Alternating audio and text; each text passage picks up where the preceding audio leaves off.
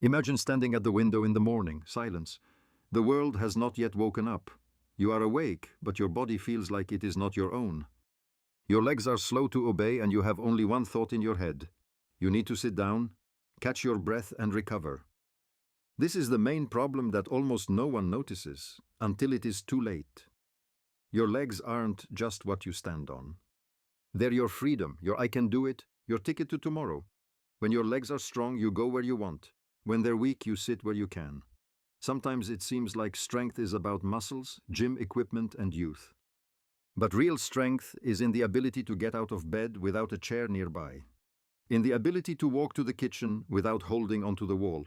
In not being afraid of stairs, stores, or rain. In going out and not thinking about how to get back. I spent many years observing people over the age of 60. Their gait, their glances when they pretend they're not tired, even though their feet are screaming. And every time I saw the same thing. As long as a person stands firmly, they feel alive. As long as they stay on their feet, they stay in life. Strong legs aren't about marathons, they're about not being afraid to slip. It's about being able to walk up to your grandchildren without groaning. It's about opening a heavy door without wondering if you'll have enough support. But here's the paradox. The legs are the first part of the body to signal that something is wrong, and we are the last part of the body to hear them.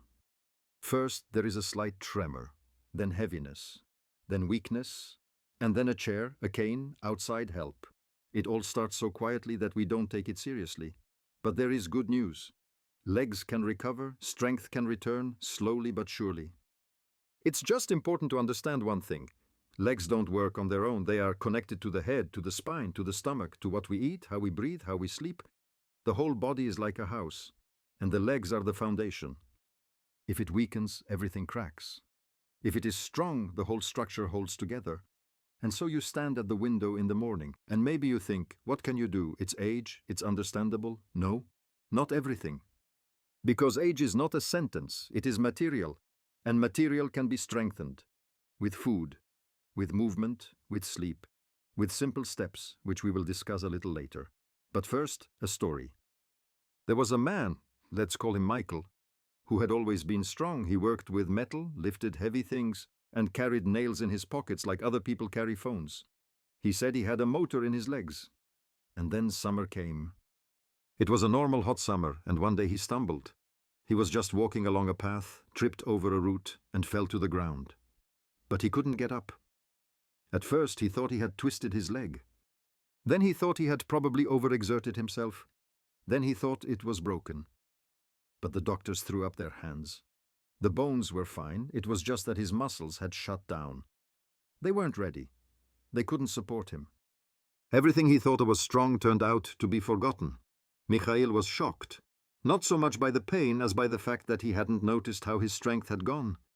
He remembered how he had stopped doing squats because they were uncomfortable, how he avoided stairs and chose the elevator, how he started eating at night just to fall asleep, how he didn't warm up because he was on the move all day anyway. And now, a chair, pills, a massage once a week. His grandson looks at him with concern. His wife helps him get up from the couch. And he thinks, why didn't I pay attention earlier? But you know what?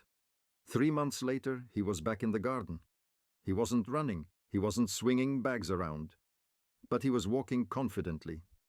Because he started with the simplest thing. Food, before bed, not heavy, not fatty, not random, but food that nourishes the muscles, supports recovery, sends a signal to the body. I care about you. He added protein to his evening meal. A bowl of warm broth, a little gentle exercise. And most importantly, he started sleeping better. And that means his muscles began to repair themselves instead of breaking down. This is not an advertisement, it's biology. When the body gets what it needs, it returns. It thanks you, it holds on, even if you're not 20 or 40 or even, but more on that in the next part. Because now we're going to look where it all begins, in the silence of the night. That's where it's decided whether the morning will be bright, or one where you want to go back to bed. Sometimes we think, I'm moving, I'm walking, I'm carrying things. I even go to the store by myself, so everything is fine. But strength doesn't leave loudly. It doesn't leave with a fight. It leaves like sand from your palm, imperceptibly, little by little, until there is nothing left but emptiness. There is one deception. It is that we judge ourselves by our appearance, but the body has an inner life. It does not signal trouble until it becomes critical. It endures, it restrains itself, until one day it says, "That's it." A person gets up in the morning and feels as if their legs are made of cotton wool. Their feet won't obey them. They want to sit down, wait, catch their breath. They think they didn't get enough sleep, but it's not about sleep. The fact is that at night the body wasn't working, it was surviving. Instead of recovering, it was fighting sugar, inflammation, dehydration, everything that had accumulated during the day. While we sleep, important processes take place in the body. The brain rests, but the muscles work. They don't move, but they recover. But only if we give them the building materials. If we don't, they don't repair themselves. They fall apart. Imagine a house after rain. If you haven't repaired the roof, water penetrates deeper, the walls deteriorate, the floor becomes rotten. It's the same with the body. Every day is a microtrauma. Every night is a chance to fix everything. But if you don't use it, everything becomes fragile. And the first thing to go is not your heart or your eyesight, it's your legs. Because they're on the front line. They're the first to feel when you're low on energy. They're the first to react to inflammation. They are the first to suffer when you sleep poorly, eat junk food, and live under stress. There are people who do everything right, on the surface.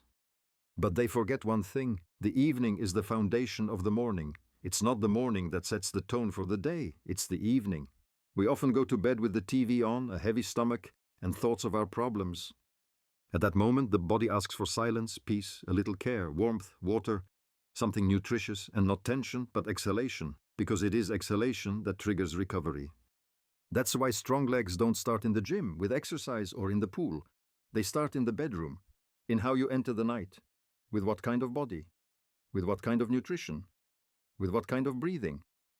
And if your legs are getting weaker, it's not because you're getting older, it's because they weren't given any help at night. They weren't fed, they weren't given warmth. Their stress wasn't relieved. There are things we do before bed without thinking about it. We drink tea, we watch the news, we eat what's left over from dinner. We think, what difference does it make? I'm going to sleep anyway. But that's the key mistake. Before sleep, the body goes into repair mode. It doesn't fight, it recovers. But it only recovers from what it has. No good material, no recovery. If you had a piece of bread and a glass of juice for dinner, your muscles will remain hungry. If you haven't let go of your stress, your body will be tense, like a string. If the room is stuffy, noisy, and your thoughts are racing, you won't sleep, only the appearance of sleep. And that means you'll be sluggish in the morning. Heaviness. And again, the feeling that your legs are not your own.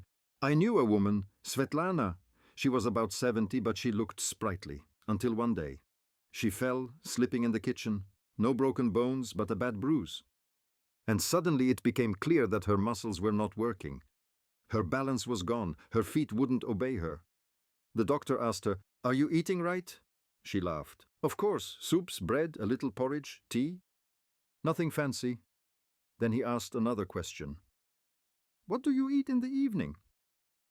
And then she hesitated. Because in the evening she ate whatever was at hand. Cookies, a sandwich, or just a glass of kefir. And that was the answer.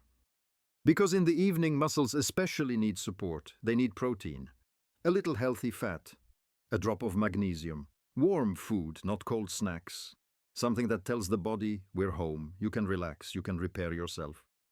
Svetlana changed her habits. She added warm broth to her evening meal, a little fish, nuts, simple porridge made with water. She stopped drinking sweet tea, and most importantly, she began to fall asleep in silence. No screens, no talking, just with a book and a warm blanket. After 2 weeks, she was able to walk up the stairs without difficulty. After a month, she went back to the park. Not because she had become younger, but because her body had begun to heal. It had received what it had been asking for so long. We will talk more about what specifically to eat later, because there are foods that are like building blocks for recovery. They're easy to find, easy to prepare.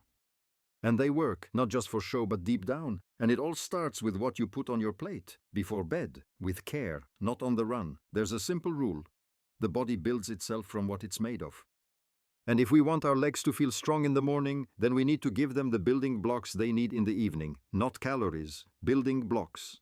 Very often, people over 60 are afraid of eating dinner. They say, I ate a big lunch. Why would I need food at night? Or conversely, they don't think about it at all and eat whatever is available. A sandwich, leftover soup, sweet tea, and then they go to bed. But muscles are not batteries that can be charged, and that's it. They are living tissue. They wear out during the day. They suffer micro damage, and at night, while you sleep, the body either repairs them or leaves them as they are. And the next day, these damages accumulate. That's why the key to strong legs is not running or jumping. It's feeding your muscles properly, especially before bed, because that's when they repair themselves. The most important thing your body needs at this time is protein. It's the foundation. Meat, fish, eggs, cottage cheese, legumes, all of these contain amino acids which the body uses to build muscle. Not just weight, but strength, elasticity, endurance. But it's important not to overdo it. It's not about overeating. It's about giving your body exactly what it needs, and when it needs it. The ideal dinner for your muscles is when you've eaten, feel warm, relaxed, and fall asleep. No heaviness, no hunger, no sudden spikes in blood sugar, plus healthy fats, a small handful of nuts, a spoonful of oil in your porridge, an avocado or a piece of fatty fish. This helps the nervous system. This means you'll sleep deeper, your body will relax more, and recovery will be faster. Add a little warm food to this, not cold, not from the fridge, warm. So your stomach doesn't waste energy warming up. So your body can start working with what you've given it right away. And one more thing, a very important one. Don't wash down your food with lots of sweet tea. It slows down digestion. Herbal tea is better. Chamomile, mint, linden, or just warm water, sometimes with a drop of lemon. Never eat standing up. Never swallow on the run. Your body is not a trash can. It deserves respect. It serves you for decades. And it knows how to show gratitude if you take care of it. In one family I visited, there was a woman named Valentina. She was a widow, a little stooped, but with lively eyes. Every evening she ate the same thing. A little boiled fish, a spoonful of buckwheat, warm water, and a few nuts. Nothing special. But at her age she wasn't afraid of stairs. She carried a bucket of water and she walked to the market. I asked, "Have you always eaten like this?" She smiled. "No, I used to eat whatever I could find. Until one day I fell at the bus stop. It didn't seem like anything serious. But I couldn't get up. That's when I realized that enough was enough. I would take care of myself." She didn't go to trendy dietitians. She didn't look for miracle cures. She just started asking her body, "What do you need? Do you want sugar before bed? No. Do you want sausage? No. What do you want? Warm food. A little fat, a little protein, no fuss, with gratitude." After a couple of months, her sleep improved. The night cramps disappeared. She felt energetic in the morning. She began to feel her feet. Her legs didn't ache, they held her up. She said, "I'm not living for tomorrow anymore. I'm living for today, and my body is with me." Many people think that nutrition is about weight loss, about restrictions, but in reality it's about strength, about respect, about support. Especially in the evening, if you go to bed hungry, your body gets anxious. It doesn't know if it will have enough energy until morning. If you overeat, it gets overloaded. In both cases, you sleep poorly, your muscles suffer, and your legs don't hold you up in the morning. But there is a happy medium, and it is available to everyone. No diets, no exhaustion, just warmth, simplicity, regularity. In the next part, tell you how to enhance the effect of food with simple movements. No jumping or exercising. Just what helps the body turn on and consolidate the result. Because food is fuel, and movement is what starts the engine. There is one amazing discovery. The body continues to learn even while you sleep. It remembers, it strengthens, it consolidates. Everything you give it during the day, it takes with it into the night. And there in the silence, it begins to process. That is why it is so important not just to eat right, but also to move a little. Not at the gym, not on a treadmill, but by your bed. Before